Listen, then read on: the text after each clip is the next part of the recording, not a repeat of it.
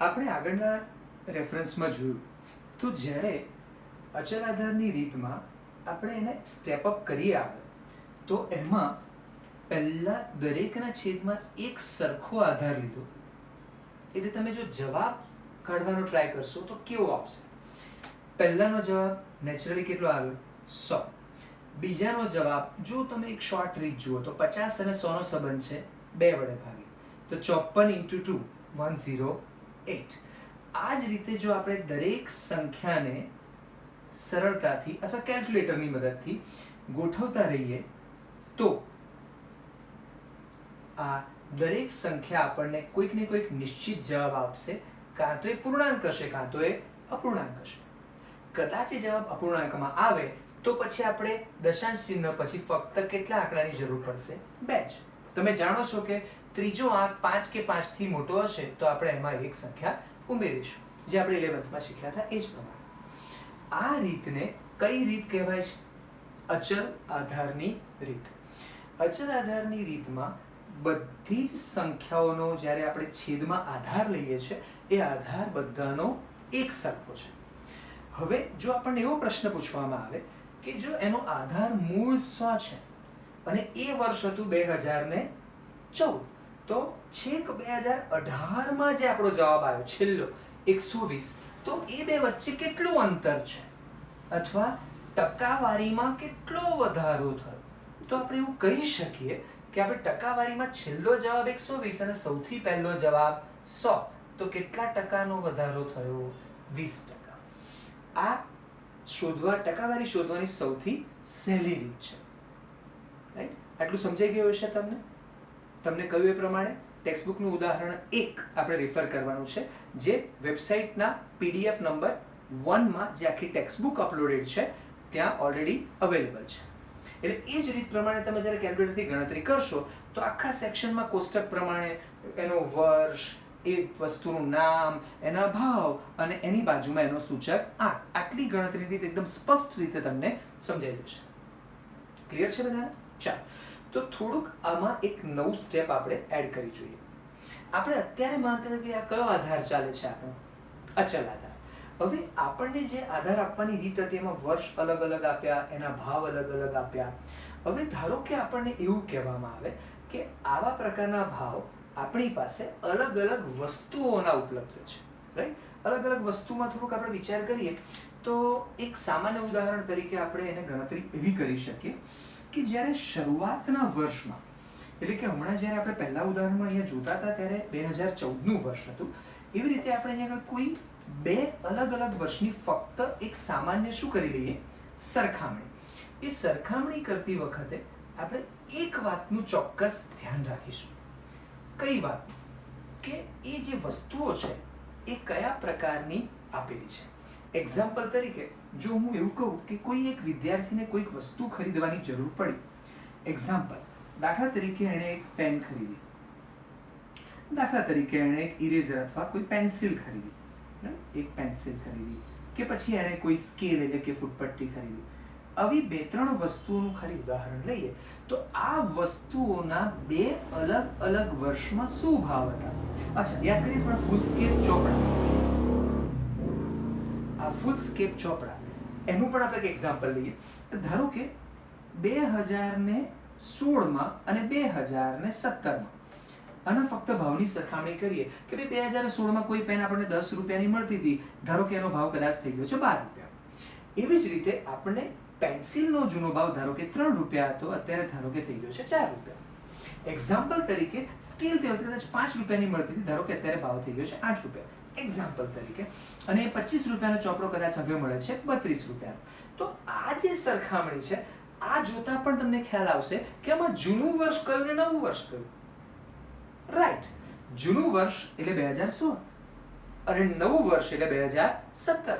તમે ખાલી એટલું વિચારો તો જૂની પ્રાઇસ અને નવી પ્રાઇસ એ બંનેને ફક્ત સરખામણી કરીએ તો જૂની પ્રાઇસને કહીએ છીએ P0 એટલે કે પ્રાઇસ ઓલ્ડ, અને આ P1 નવી પ્રાઇસ એટલે કે પ્રાઇસ 1.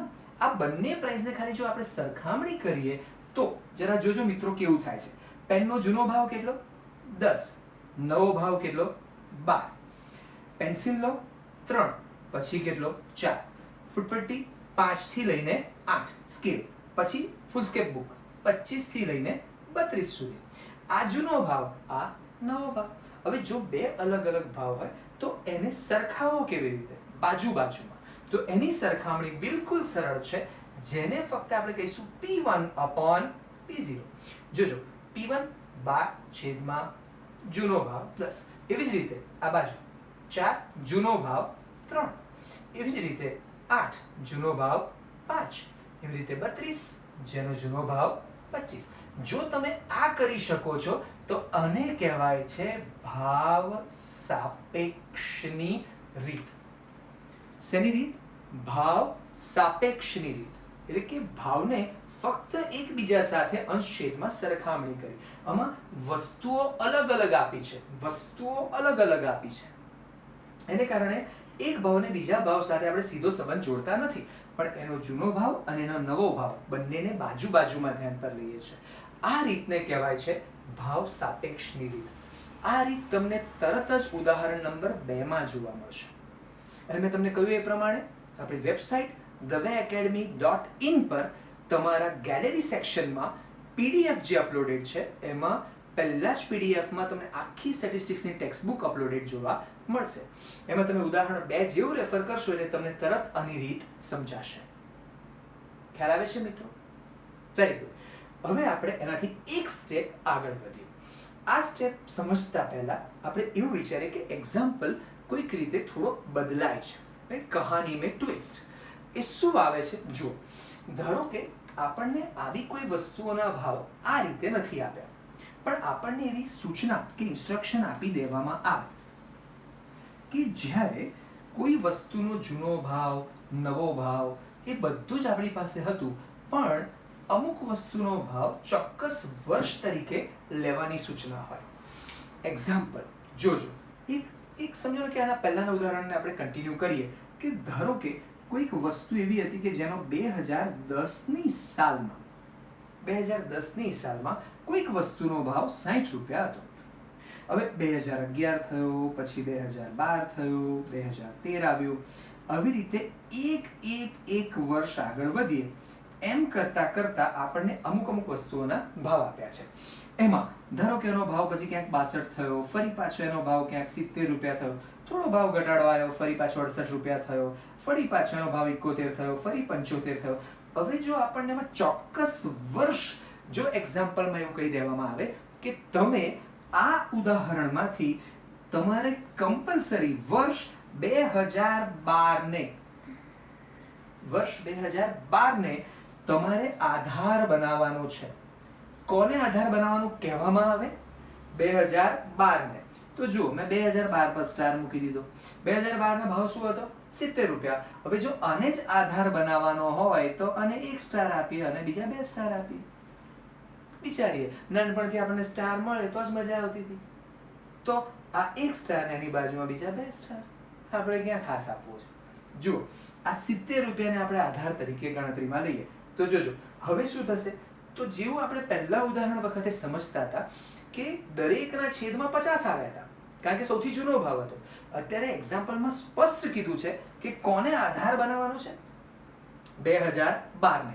તો 2012 સામે શું ભાવ છે? 70 રૂપિયા. બસ, તો સિમ્પલ આપણે ગણતરી જેવું કરો કે આ બધાના છેદમાં કોને મૂકી દો? 70 રૂપિયા.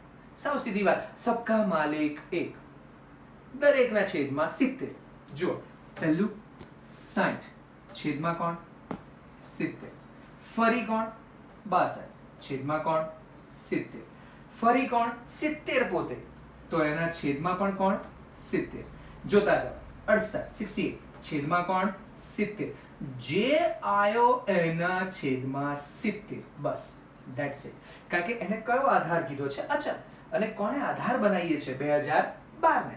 તો 2012 ના 70 ને આધાર બનાવીએ તો બધાના છેદમાં શું ગોઠવાઈ ગયા? 70. હવે આપણને કોઈ કે મને ટકાવારીમાં ફેરવી બતાવો, અથવા તો આ તો ફક્ત સાપેક્ષ તુલના થઈ, આ ટકાવારી કેટલી થશે? તો યાદ કરો, આના પહેલા પણ વાત થઈ હતી. ટકા હંમેશા કેટલાય ગણાય?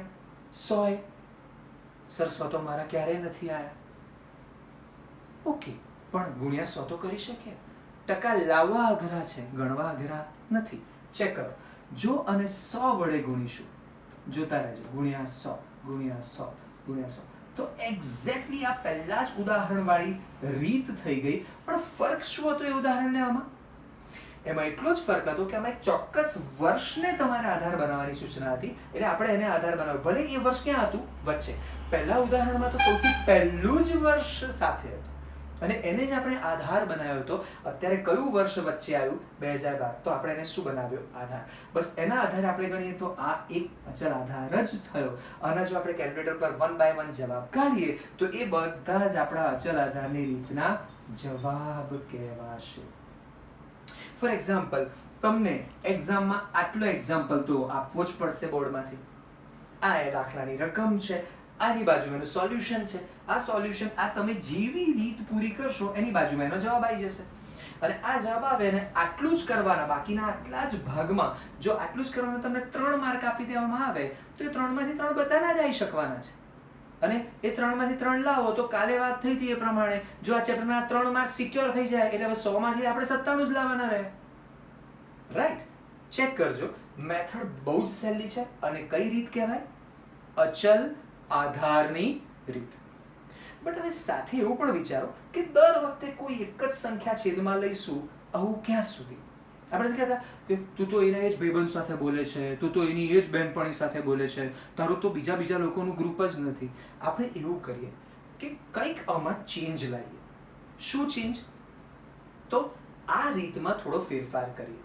આ રીતના ફેરફારમાં એવો ચેન્જ કરીએ કે જેમાં દર વર્ષે કોઈ ફિક્સ સંખ્યા આધાર ના બને. શું બને? તો આપણે એવું કહીએ કે ભાઈ અમુક વસ્તુ પરંપરાગત છે. પરંપરાગતનો અર્થ કે આપણે પહેલેથી જે પાલન થતું આવ્યું છે એનું હજી પણ પાલન કરીએ. તો એક્ઝામ્પલ તરીકે શું વિચારાય? જોજો, આના પરથી એક નવી રીત ડેવલપ થઈ જેનું નામ છે પરંપરિત આધારની રીત. પરંપરિત આધાર એટલે જે આધાર આપણે સિલેક્ટ કરીએ છીએ એને હંમેશા એને આગલા વર્ષના આધારે ગણવું. એક નાના ઉદાહરણથી સમજાવું તો જોજો.